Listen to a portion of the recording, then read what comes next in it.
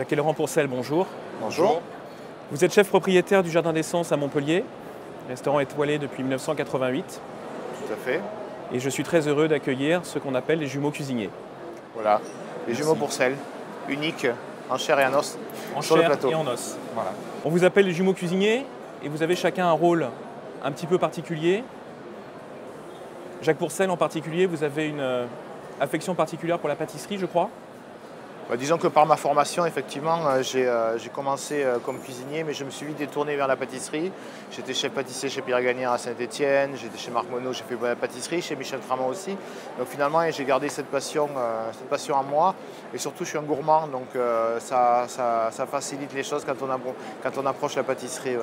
C'est, je crois, encore aujourd'hui, vous qui supervisez les cartes pâtissières des établissements des maisons Pourcel.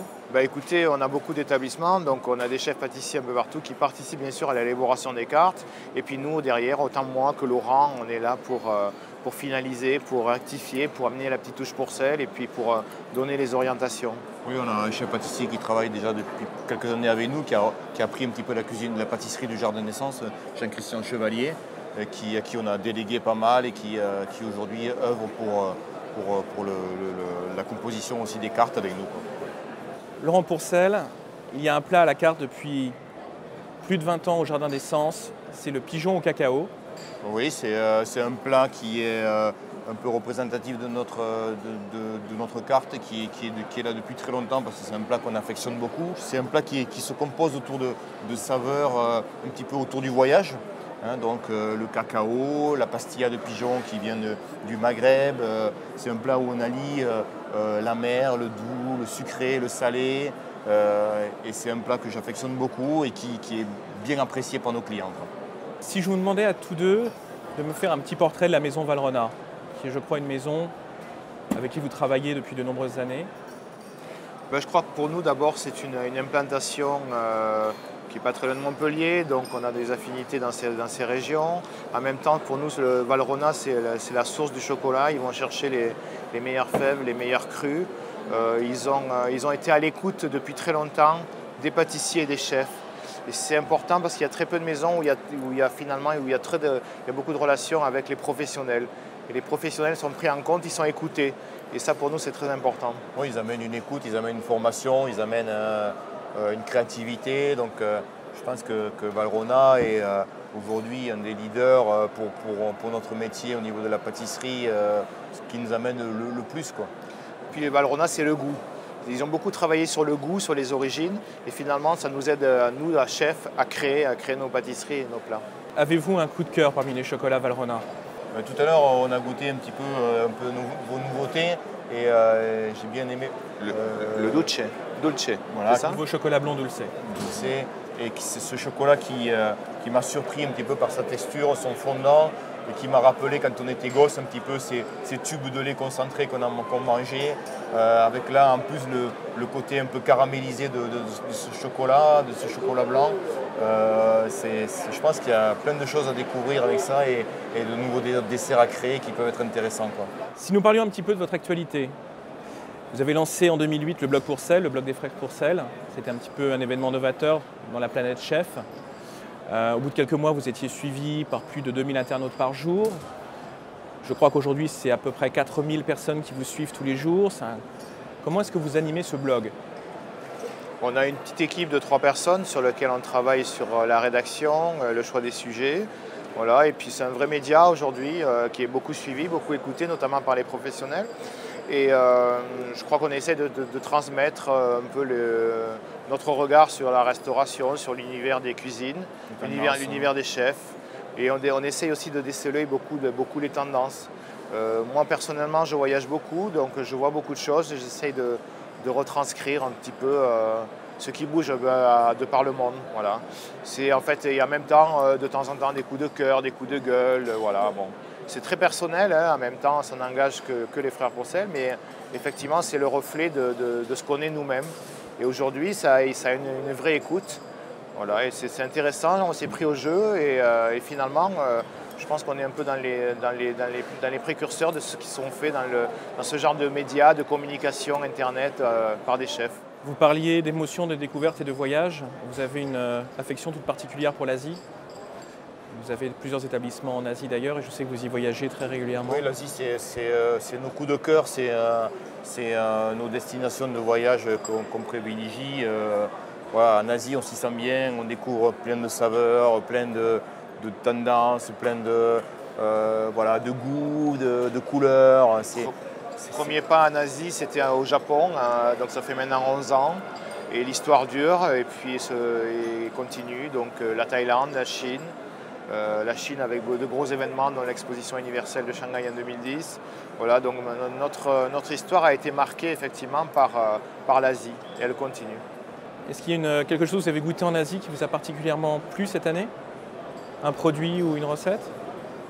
Moi, je suis allé beaucoup en Asie cette année, mais plutôt côté Indonésie, côté Bali notamment, où j'ai découvert une cuisine locale avec beaucoup de saveurs, beaucoup d'épices, avec des produits essentiellement cultivés sur place. C'est une grosse tendance en Asie aussi aujourd'hui. Et voilà, on découvre des choses intéressantes. Et c'est vrai qu'on parle d'Asie en globalité, mais l'Asie c'est beaucoup plus complexe. Chaque pays a une vraie identité, une vraie cuisine, une vraie personnalité, une vraie culture. Et donc à chaque fois, ce sont des découvertes. Vous allez célébrer en 2013 les 25 ans du Jardin d'Essence. Oui, 25 ans, en 88, donc le Jardin d'Essence a ouvert ses portes en 1988. Donc 25 ans, c'est un événement pour nous. Pour nous, c'est une vraie tranche de vie, c'est un cap qu'on a passé également. Voilà, je crois que ça va être une année avec beaucoup de festivités qui vont se préparer pour nous. La Maison Pourcel, c'est une maison, je crois qu'on pourrait dire familiale. Vous avez des collaborateurs qui vous suivent depuis très longtemps. Sans parler bien sûr d'Olivier Château, votre ami et associé de toujours. Comment allez-vous préparer tous ensemble ces 25 ans? Quels vont être les temps forts que vous allez préparer en 2013? Je crois qu'effectivement, les 25 ans du Jardin d'Essence, c'est avant tout une famille, mais une famille qui ne s'est pas décomposée depuis 25 ans. On a beaucoup de jeunes chefs qui nous suivent, de collaborateurs qui ont fait carrière, qui sont devenus aujourd'hui des vrais noms dans la restauration. Donc on a l'idée peut-être d'en réunir beaucoup en fin d'année. Voilà, ça sera plutôt le gros événement. Après, un livre de cuisine qui va normalement sortir en fin d'année également sur les 25 ans, de notre travail, avec Véronique André, la journaliste avec qui on a déjà fait notre dernier livre chez Glénat, qui était Une plume de toc. Voilà, et puis après, il va y avoir des festivités toute l'année avec un menu spécial pour les 25 ans et puis pas mal de choses qui toute l'année vont émailler les mois.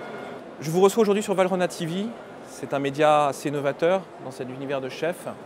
Si je vous demande à l'un et à l'autre ce que vous souhaiteriez y trouver. Je crois que d'abord, il faut féliciter Valrhona de s'être lancé dans cette aventure parce que je pense que le côté média aujourd'hui, Internet, je pense ça amène beaucoup. C'est un lieu de partage d'idées, de partage de connaissances.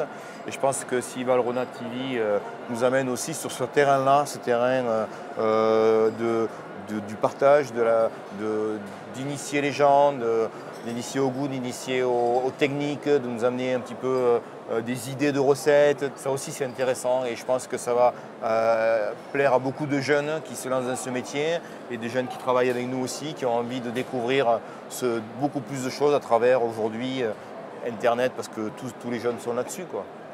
Moi, je dirais qu'il faut que ça soit le reflet d'une époque et des tendances, parce qu'effectivement, les jeunes dans le monde entier vont pouvoir regarder et consulter ce média.